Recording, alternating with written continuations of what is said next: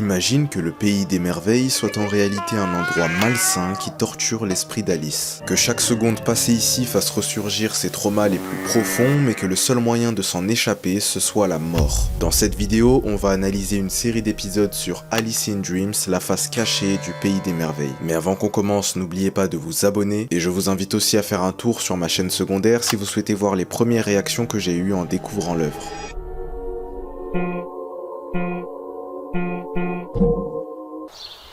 Alice est penchée dangereusement au-dessus d'un trou et elle finit par tomber. De l'autre côté, l'environnement est étrange. Les murs se confondent avec le plafond et des tableaux de lapins jonchent les murs. Alice, elle, porte un masque blanc qu'elle a dû trouver en tombant dans le trou.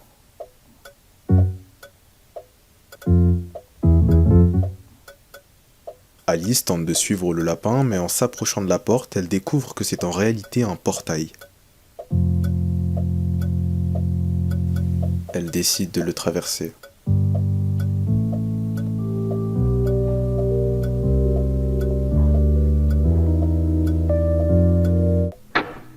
Quelques secondes plus tard, on voit un schéma étrange. Dessus, on voit une tête humaine apparaître, mais avec la moitié de sa boîte crânienne manquante. Un piquet apparaît petit à petit à gauche de l'écran et commence à se diriger vers les yeux du personnage avant de les traverser.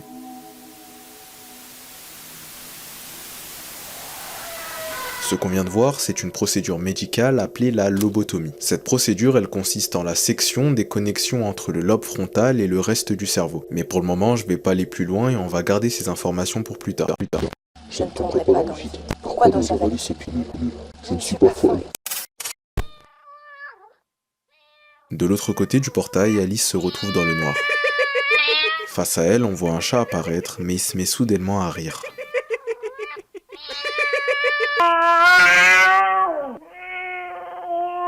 Alice se met à avoir des visions étranges qui n'ont aucun sens. On dirait presque que son esprit est tourmenté par quelque chose qui l'empêche de réfléchir clairement.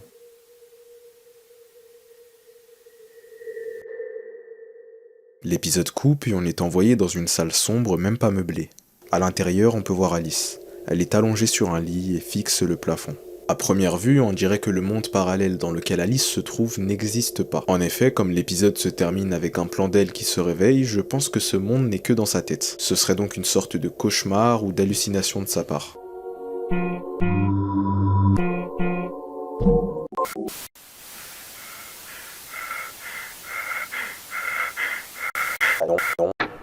Nom Alice Liddell, âge 18 ans, pathologie schizophrénie. La patiente présente également des excès de violence et une dissociation de la réalité. Lobotomie acceptée. La lobotomie semble avoir eu des résultats positifs pour mademoiselle Liddell. Un lapin blanc est venu pour elle. Plus tard, Alice se réveille sur un fauteuil. Dans la pièce, on peut voir plusieurs portraits d'animaux, dont celui d'un lapin blanc. Alice se lève et en analysant la pièce, elle découvre une boisson étrange. Avale-moi.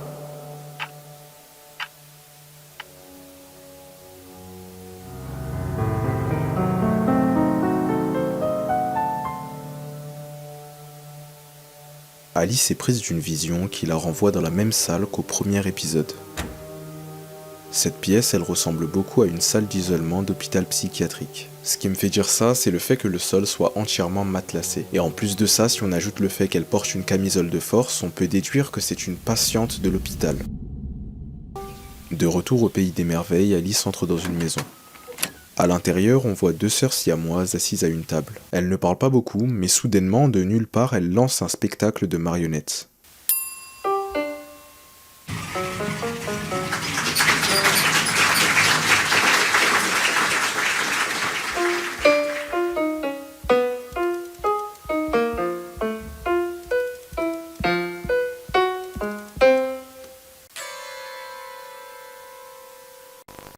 La mutilation n'est pas un remède, c'est l'enfer. À force de marcher, Alice arrive face à un mur de pierre. En haut, on voit une sorte d'œuf anthropomorphe assis sur le mur.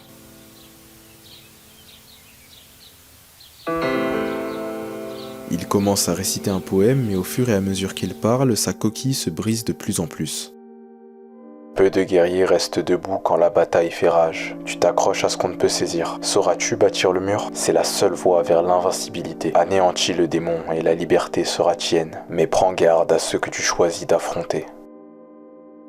Il est mort. Les grilles du mur disparaissent et Alice poursuit son chemin.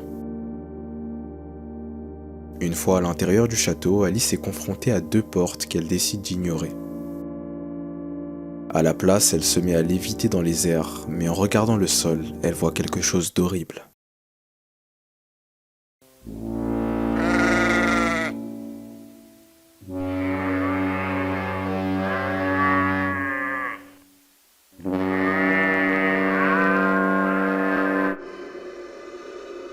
Alice est renvoyée dans le monde réel et elle se retrouve seule dans un couloir sombre. Elle se regarde dans le miroir, mais dedans, elle voit des choses qui ne sont pas là. Vorpal Memory. Cet objet, c'est ce qu'on appelle un orbitoclaste. Il est utilisé avec un marteau lors de la lobotomie pour sectionner des parties du cerveau. Mais dans l'œuvre, il est assimilé à cette épée, la Vorpal Memory. Faut savoir qu'à l'origine, le mot Vorpal a été inventé par le créateur d'Alice au Pays des Merveilles pour désigner un objet tranchant. Mais si on assemble Vorpal avec Memory, on peut interpréter ça comme le trancheur de mémoire.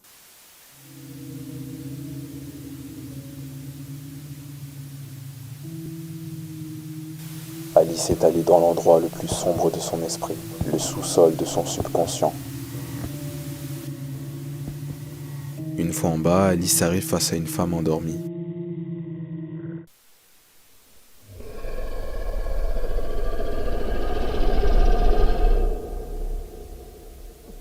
Qui suis-je? Elle a disparu.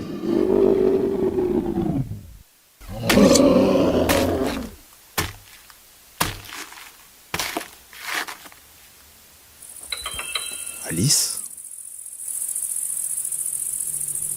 Elle a tué la créature.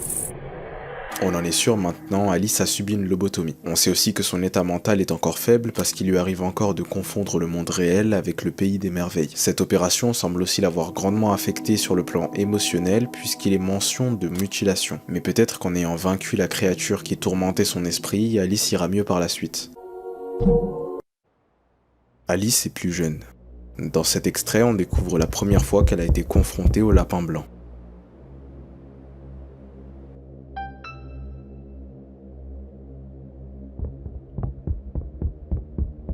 Alice le suit. Elle ouvre la porte rouge et sort de la maison. Au-dessus du tunnel, on peut voir le portrait de Lewis Carroll, le créateur du conte d'Alice au Pays des Merveilles. Alice se penche au-dessus du terrier pour pouvoir mieux observer le lapin.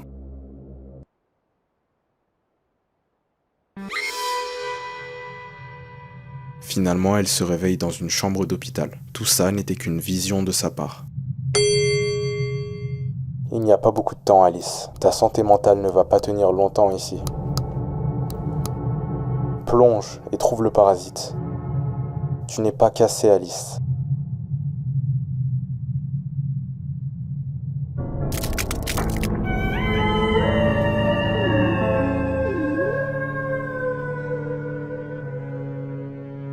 Tu nous manques. En réouvrant les yeux, Alice se réveille dans la même pièce qu'au début de l'œuvre, à l'exception que cette fois-ci, la pièce est différente. Le portail a changé.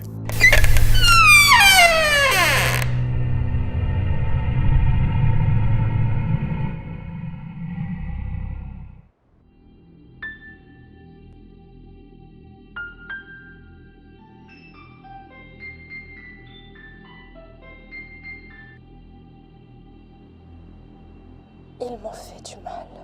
Je ne sais pas ce que je fais ici. J'ai du mal à respirer. Mon esprit me torture. Ils ne sont plus avec moi. Il ne reste plus que le son des mutilations. Le rideau se lève et derrière on découvre ce qu'est devenu le lapin blanc.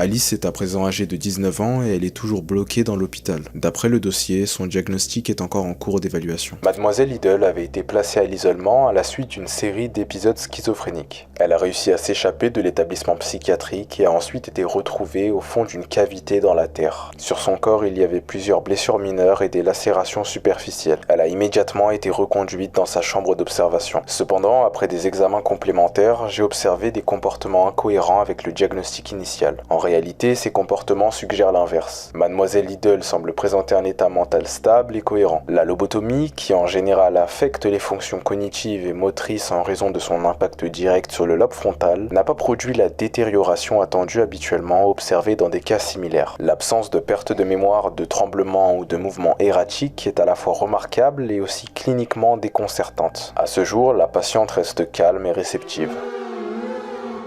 La capacité d'Alice à se passer quasi complètement de son lobe frontal rend l'histoire presque fantastique. Pour que vous réalisiez à quel point ce qu'Alice fait est impressionnant, sachez que le lobe frontal, c'est celui qui régit nos actions, nos décisions et notre comportement. Donc sans lui, Alice ne devrait même pas être capable de penser clairement.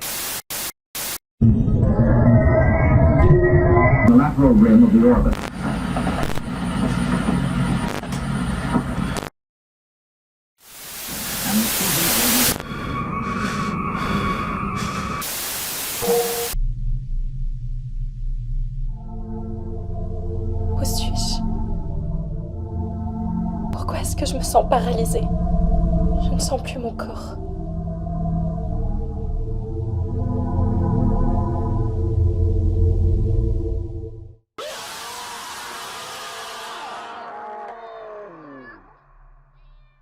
Je souffre. Tu laisses mon corps pourrir. La chair se détache de mon corps. Alice, tu es dans un état de transe. Ils veulent que tu dormes pour que tu ne puisses plus rêver. Je ne suis plus complet, mes pattes me brûlent. Mon visage est brisé. J'ai besoin que tu reviennes.